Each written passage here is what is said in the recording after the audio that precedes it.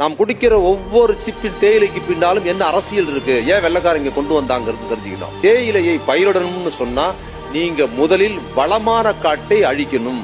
நல்ல வளர்ந்து இருக்கிற அசாம் மாதிரி காடுகள்ல, நல்ல அடர்த்தியான காடுகள்ல இருக்கிற இயற்கையான வளங்களை தரைமட்டமா அழிச்சு அதை தரையாக்கி அதுக்கு மேலதான் இந்த பணப்பயிர்களை பயிரிடணும். அதை ஒருபோதும் ஐரோப்பியர்கள் செய்ய மாட்டார்கள் முதல் காரணம். அடுத்து இன்னொரு காரணம் என்னன்னா, அந்த தேயிலை தோட்டத்தில் வேலை செய்வது ரொம்ப கடினம். அது ஐரோப்பியர்கள் செய்ய மாட்டாங்க. எந்த வெள்ளைக்காரனும் வேலை எவ்வளவு அதிகம் தேயிலை கிள்ளி போடுற உடலிப்பது கிடையாது. உயரைப்படையை வைத்து வேலை பார்க்கணும்.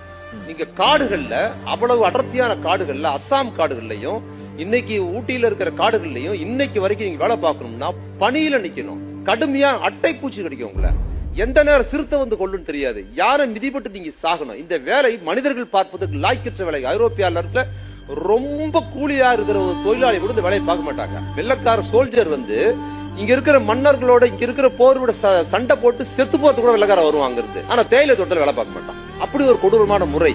இப்பவும் நான் சொல்றேன், ஒவ்வொரு முறை வாயில சிப் பண்றப்பல அந்த ஒவ்வொரு சொட்டு தேநீருக்கு பின்னாலையும் அந்த தேயிலை தோட்டத்தில் தேயிலையை பறிக்கிற அந்த பெண்களின் கண்ணீரும் ரத்தமும் கலந்திருக்குதுங்கிறத கண்டிப்பா நீங்க டவுன்லோட் ஷேர் சாட்.